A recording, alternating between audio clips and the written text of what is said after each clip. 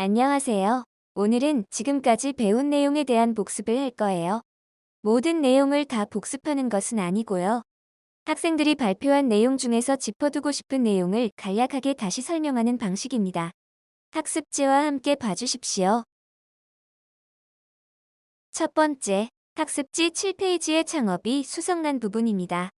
고려와 조선의 왕자의 난을 배우면서 많은 나라들이 개국 초기에 왕위 계승 문제에서 혼란을 겪는 사례를 접했습니다. 고려시대 2대 혜종, 3대 정종, 4대 광종은 모두 왕건의 아들들이죠. 왕건이 918년 고려를 건국한 이후 광종이 즉위하는 949년까지 약 30년간 왕위 계승을 둘러싼 후족 세력 간의 갈등이 있었다는 이야기입니다. 또한 이와 양상은 조금 다르지만 조선에도 태조 이성계의 팔왕자들 간에 두 차례 왕자의 난이 있었습니다. 중국 역사에도 이런 사례는 자주 나타납니다. 진시황이 죽자 승상이 태자를 살해하고 다른 왕자를 즉위시킨 적이 있고요. 한나라에서도 건국자 유방이 죽자 아내인 여태후가 집권해 11년 동안 왕 2명을 갈아치웁니다. 당의 건국자 이연 역시 태조 이성계처럼 자신의 둘째 아들 이세민이 위, 아래 형제들을 죽이고 왕위에 오르는 모습을 지켜봐야 했지요.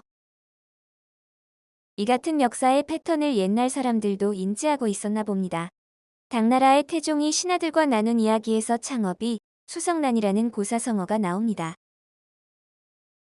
당태종이 창업과 수성 중 어느 쪽이 더 어려운가 물어보았습니다. 여기서 창업이란 건국을 의미하고 수성이란 이뤄놓은 나라를 지켜나가는 것을 말합니다. 신하 방열령과 위징이 각각의 어려운 이유를 말했네요. 한번 읽어보시면 이해가 갈 것입니다. 당태종은 두 신하의 말이 모두 옳다고 하면서 우리 시대에 남은 것은 수성이니 열심히 하자라며 결론을 내렸다고 합니다.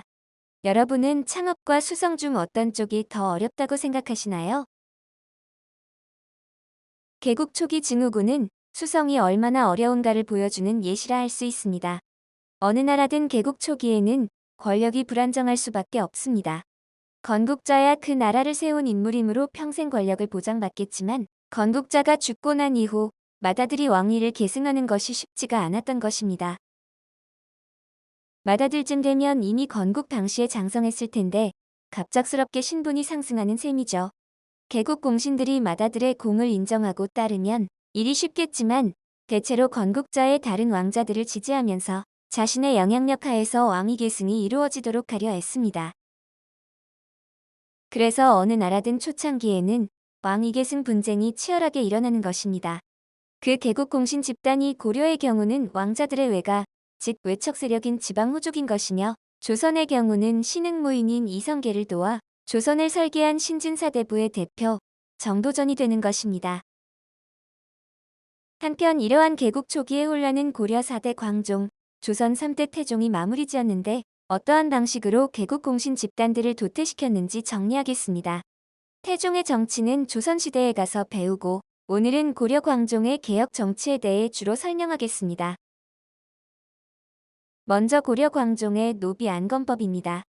먼저 사료를 읽어보면 광종이 노비들을 조사하여 시비를 분별하도록 즉 노비인지 아닌지를 판정하도록 하였습니다. 그러니까 종이 그 주인을 배반한 자가 이루 헤아릴 수 없었다라고 되어 있네요. 선생님이 그 다음을 생략했지만 사람들이 모두 한탄하고 원망하였다. 광종의 왕비인 대모광우가 이를 간절히 간언하였으나 광종은 받아들이지 않았다. 라는 내용이 더 있습니다. 살펴서 검사한다는 말에서 우리는 광종의 명령이 원래 양인인데 권세가들에 의해 불법으로 노비가 되었던 사람들을 조사하여 다시 양인으로 돌리도록 한 것이라는 점을 알 수 있습니다. 통일신라 말에서 고려초는 호족들이 각 지방에서 일어나고 전쟁이 잦았기 때문에 평범한 일반 백성들이 세금이나 전란을 피하기 위해 노비를 자청하여 호족의 세력 아래로 들어간 경우가 상당히 많았을 것입니다. 이들은 고스란히 호족들의 인적 자원 사병이 되었을 것이고요. 그런데 이제 나라가 어느 정도 평화로워졌으니까 원래 노비가 아닌 사람들은 더 이상 노비로 살기 싫어졌을 겁니다. 이러한 찰나에 국왕이 노비한건 명령을 내리자 내가 사실 불법적으로 노비가 되었소. 나는 원래 양인이여. 하며 주인을 고발하는 사람들이 굉장히 많았나 봅니다. 이 방법으로 공신 세력, 신하 세력이 약화되고 상대적으로 왕권이 강화되었을 것입니다. 또한 이런 조치는 굉장히 신하들의 불만을 야기했나 봐요. 광종의 왕비가 나서서 간언한 걸 보면 말입니다. 실제로 이런 제도를 악용한 노비들도 많았겠죠?